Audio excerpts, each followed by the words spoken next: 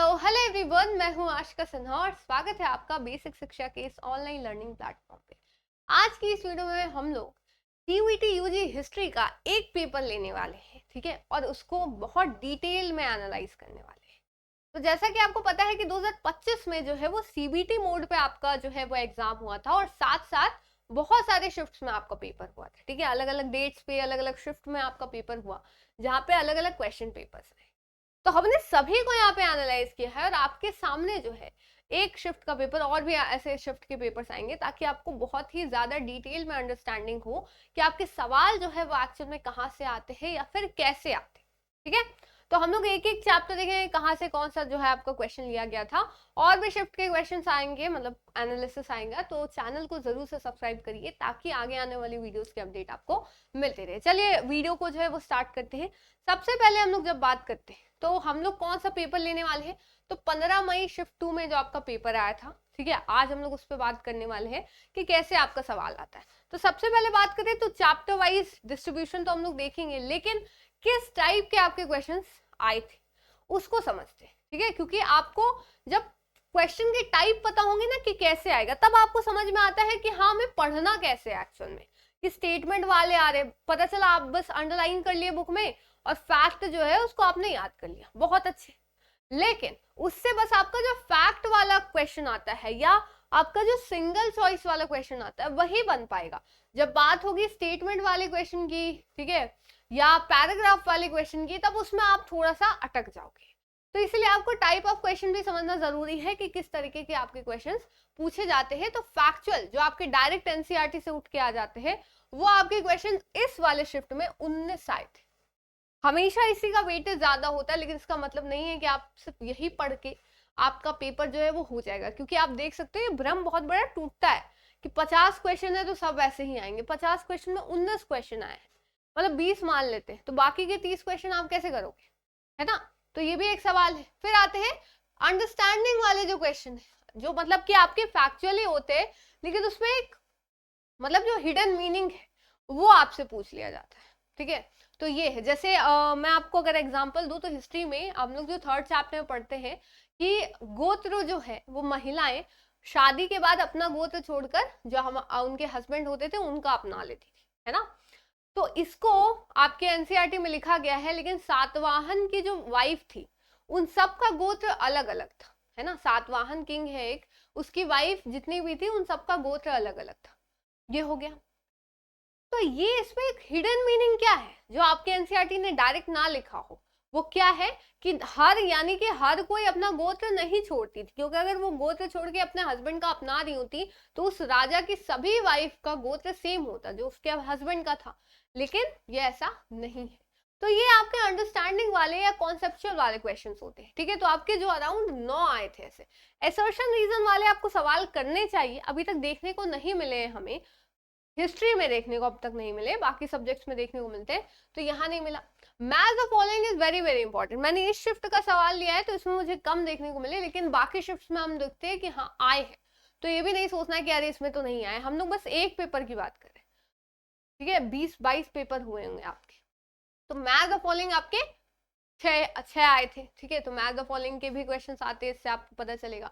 फिर आते हैं क्रोनोलॉजी बेस्ड। तो क्रोनोलॉजी क्या होती है कि इसको अरेंज करिए, सिंपल सा अरेंज करिए टाइम के अनुसार। मान लेते हैं आपका जो ट्रैवलर वाला चैप्टर है, तो उसमें आपको ट्रैवलर दे देगा कि इसको अरेंज करिए, ठीक है। अरेंज कैसे करिए कि कौन सा ट्रैवलर आपका पहले आया था, कौन सा बाद में आया, या बुक्स पे दे देंगे कौन सी बुक्स आपकी पहले लिखी गई, कौन सी बाद में लिखी गई। राजाओं पे दे देंगे कौन सा राजा आपका पहले आया, कौन सा बाद में आया। तो ऐसे अरेंज करने के लिए जो क्वेश्चंस आते हैं आपके, वो क्रोनोलॉजी बेस्ड होते हैं, जो आपके 3 देखने को मिलते हैं। फिर आते हैं पैराग्राफ वाले क्वेश्चन। तो ये जनरली आपके हमेशा हर शिफ्ट में आपको 10 ही देखने को मिले, मतलब 50 में से 10 क्वेश्चन आपके पैराग्राफ बेस्ड है।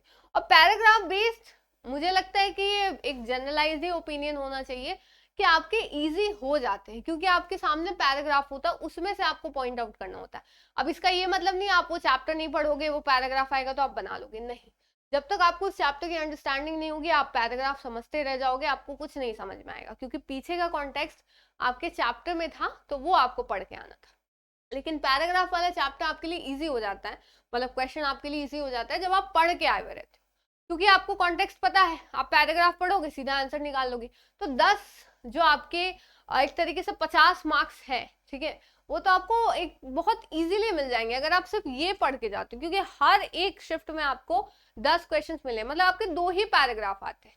तो अगर एक पैराग्राफ भी समझ गए तो 5 क्वेश्चन तो आपके पक्के है ना। तो आपके 2 पैराग्राफ समझ गए, 10 क्वेश्चन आपके पक्के, तो हर एक शिफ्ट के लिए है, तो सबसे इजी है।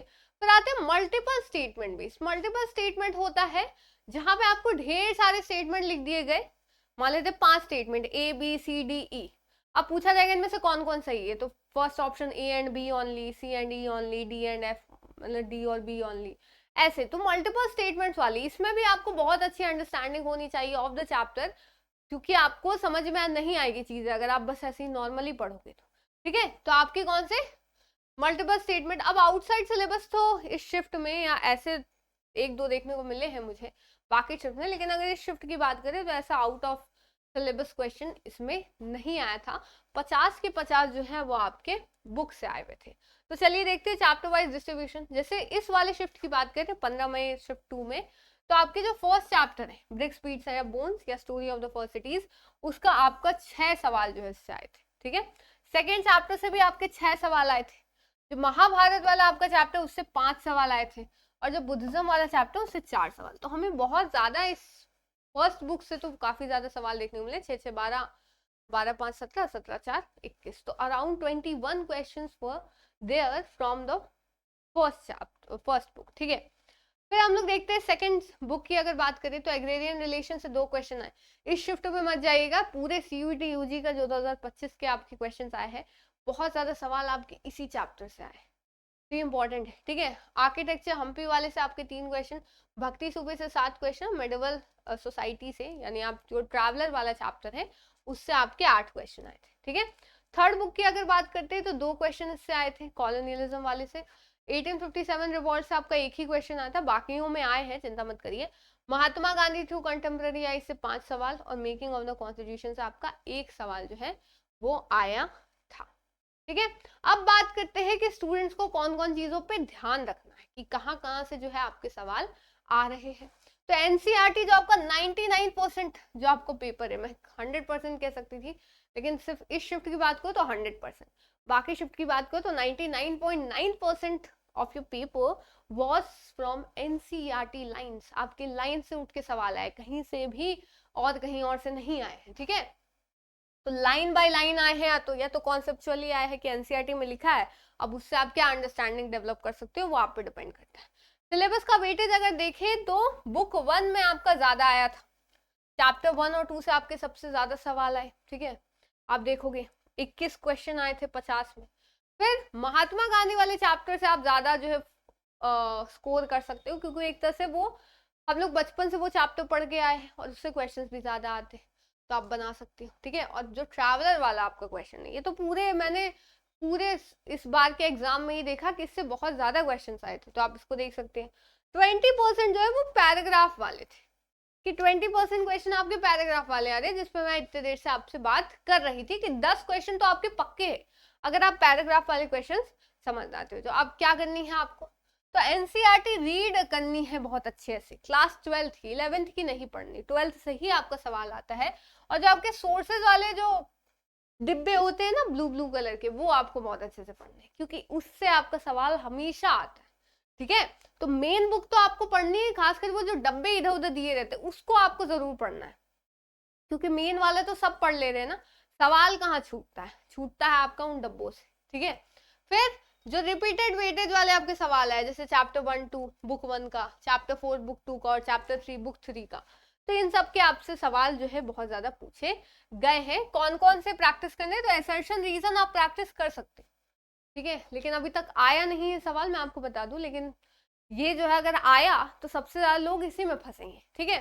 फिर क्रोनोलॉजी वाले सवाल, कॉम्प्रिहेंशन वाला, और साथ साथ जो आपका मैथ द फॉलोइंग वाला सवाल है वो भी काफी ज्यादा इंपॉर्टेंट होता है। अब सवाल उठता है कि इसकी तैयारी कैसे कर सकते हैं, कैसे इतनी सारी चीजें समझ सकते हैं, तो इसके लिए बेसिक शिक्षा लेकर आया है आपके लिए हौसला बैच, जहां पे हम लोग जो है वो CUET UG हिस्ट्री की खासकर तैयारी बहुत बेहतरीन करने वाली है, सारे सब्जेक्ट्स की, जहाँ पे आपको डिटेल थ्योरी क्लास मिलती है, क्लास नोट्स मिलते हैं, ठीक है, प्रैक्टिस सेट मिलता है, एनटीए बेस्ड टेस्ट होता है। देखिए टेस्ट तो चैप्टर का किसी भी हिसाब से होगा, लेकिन जो हमने टाइप ऑफ क्वेश्चन की बात की, कॉन्सेप्चुअल वाले, मैथ द फॉलोइंग वाले, क्रोनोलॉजी वाले, तो ये सब भी आपके आने चाहिए, तो वो आपको दिया जाता है। पीवाईक्यू की पीडीएफ आपको मिलती है, मंथली टेस्ट होते हैं, और प्रो प्लस में आपको कुछ ज्यादा फीचर्स मिलते हैं जहाँ पे हम मेंटोर से आप डायरेक्टली कनेक्ट कर सकते हैं, ठीक है। सारे आगे आने वाले batches including the crash course भी आपको फ्री मिलेगा, ठीक है।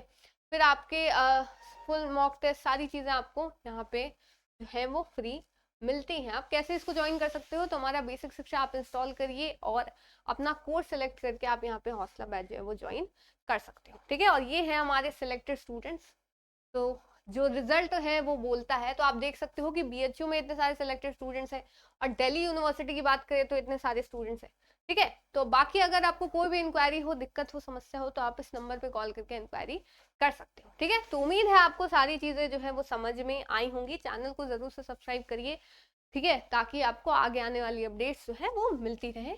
तो आज के लिए इतना ही रखते हैं, उम्मीद है आपको चीजें जो है वो समझ में आई होंगी।